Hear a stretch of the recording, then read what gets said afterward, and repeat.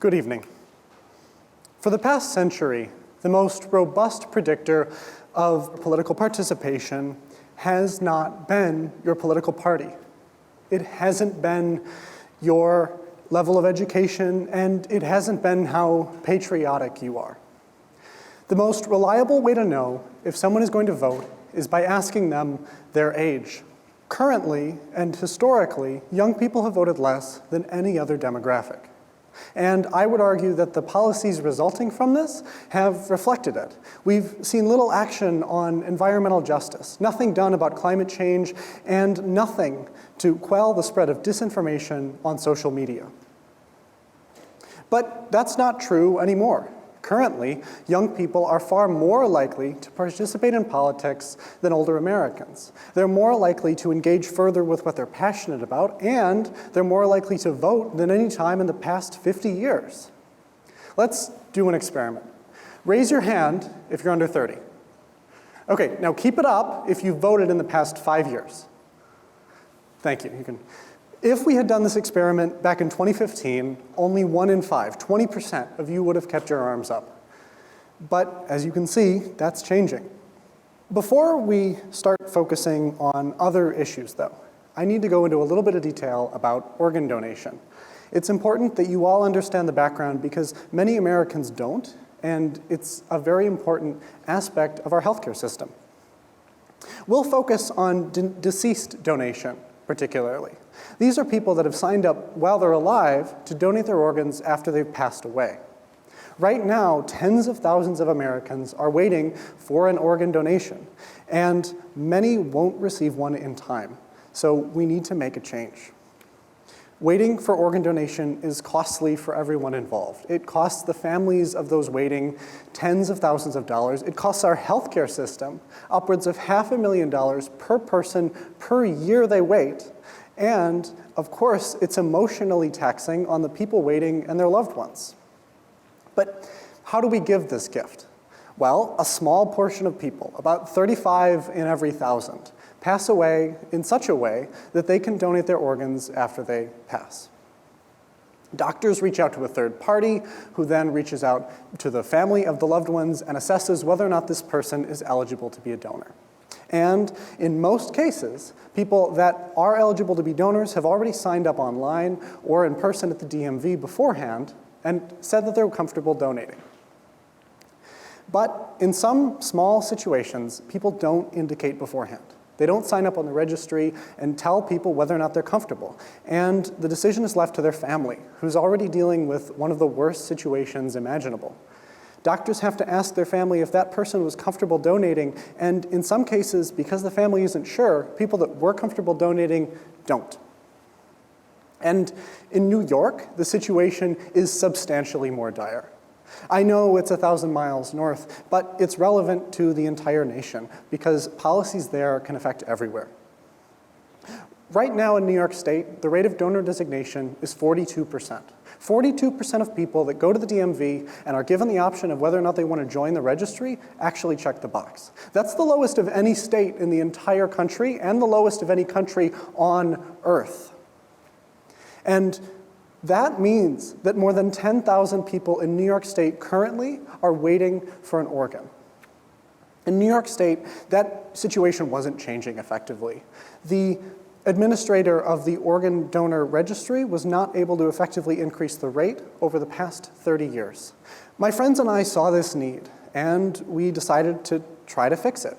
We worked with our local high school, and we joined a club called Donate Life, run by my teacher, Mrs. Yunke. Grace, Sage, Henry, and I decided that we needed to do stuff to make a change. And so at first, we started small. We started by passing out organ donor registration cards that you can fill out and mail in.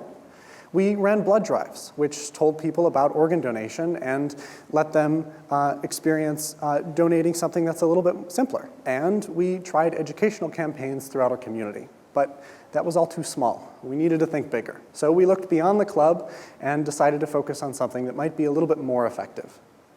Let's create a bill that gives high school students in health classes access to educational material about organ donation. If they're going to be going in a year or 2 years to get their license, why don't they fully understand it in school? Let's give students more information about it in their classes. Let's make it so that the box that you use to check to sign up at the DMV is the first thing you see when you're filling out the form. And let's change it from an opt-in to an opt-out to tell people that the default is organ donation, but they can check the box if they don't want to join. And let's focus on increasing the number of people that have access to genetic testing in underprivileged communities for those with high protein in their urine, because those communities tend to be at a higher risk of kidney and other organ failure, which increases the number of people that are waiting for donations. To make these solutions real, we had to look beyond our school's club and beyond the people that we had access to. We decided to start a letter writing campaign.